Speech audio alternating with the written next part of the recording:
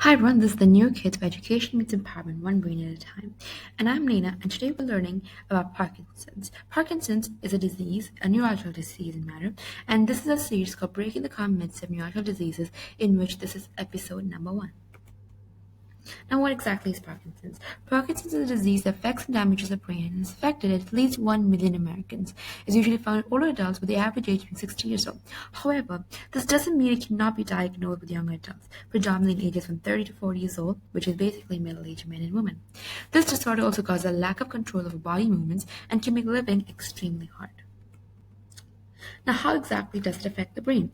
Now, the disease leads to eventual decline and slow destruction to the function of the brain, which includes the central nervous system, CNS, which is your brain and spinal cord, as well as the peripheral nervous system, PNS, as this is a result of dopamine loss. Now, dopamine is a really special chemical that's really important in the brain and is released by the neurons in the brain during their action and function.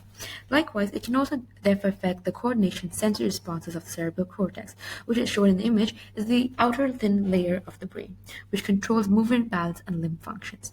In this image, you can also see the lobes and the brainstem of the brain, which has previously been mentioned, explained in our videos.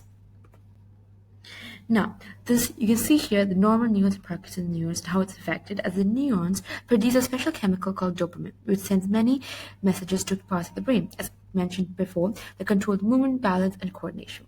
This disorder then causes neurons in the brain to incorrectly function, which then leads to their death and for them generating less dopamine, causing issues in movement.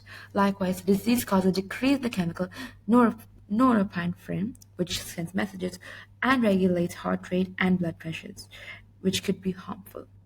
Now, as you can see here in the image, you can see the normal neurons have a lot of dopamine being released into the postsynaptic neuron. However, with the neurons with Parkinson's, there's a very large decrease in dopamine being released, which causes in these effects. Now, what are the most common symptoms? This includes tremors, which is shaking, stiff muscles, loss of control over movements, slow movements, difficulty swallowing and chewing, trouble speaking, constipation, and unfortunately many more. As this is just a brief summary of the symptoms that occur when you have Parkinson's, but there are actually a wide range of symptoms that patients could have.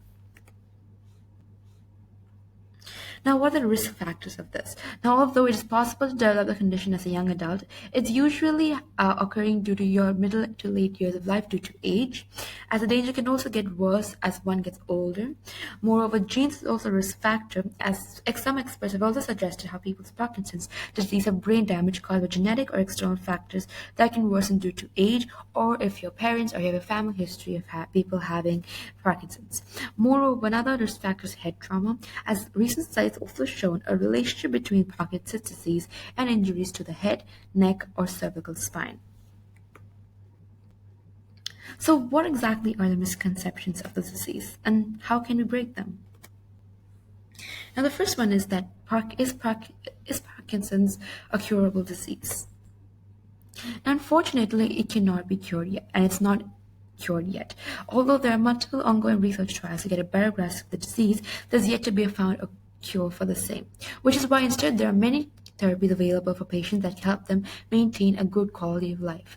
And this includes both mental and physical therapies, as your patients with Parkinson's often require a lot of physical therapies in order to have a better gain and better understanding of life, as well as because some may affect things like dementia and such.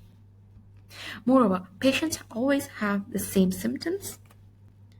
Now, symptoms can be different in each patient, and because each patient has different bodies. So, common symptoms include tremors, shaking, and loss of balance and movement. However, not everyone will experience the same symptoms in the same severity, while some patients might experience symptoms that others never do. The symptoms often affect one side of the body completely before getting worse and affecting both sides, and therefore spreads. An example in which is that almost 30% of patients do not experience any tremors, but this may also cause for fast progression of the disorder. So people with tremors may be in a safer side of the disorder compared to people without tremors. As well as early symptoms may be mild, which is why it takes years for the disease to be diagnosed. And so this is why researchers have shown that people with older age have been diagnosed with the disease compared to younger age, because they will not be able to see the symptoms yet or identify them. Moreover, another misconception is that it always leads to death. Now, this is a misconception because the disease is not always fatal. The severity of the disease depends on the type of Parkinson's the patient has, and this includes when the patient has uncommon causes of the condition and cases. And this can stimulate the development of other disorders such as dementia, which is basically memory loss, which can influence their life expectancy. So if they do have dementia, they're less likely to live as longer as people without dementia. Moreover, if the disease doesn't damage the brain too heavily, patients can live just as long as people without it, obviously with the right medication and therapies being involved. Although being diagnosed with the disease can be extremely frightening, it definitely is not a death sentence. Now, another misconception is that there's nothing the patients can do to themselves to reduce the risks. Now, exercise can help assist in managing disease, and this has obviously been shown in many research and trials. And this includes that evidence has been shown to help manage the disorder, as it keeps the muscles strong and flexible, as well as has a positive influence on mood and movement, as we've seen that Parkinson's can lead to rigid muscles and people not being able to move their muscles as much.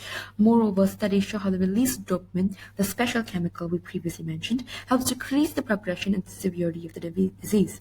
It also improves the fitness levels of the patient vastly, and this allows them to combat the troubles and symptoms of the disease.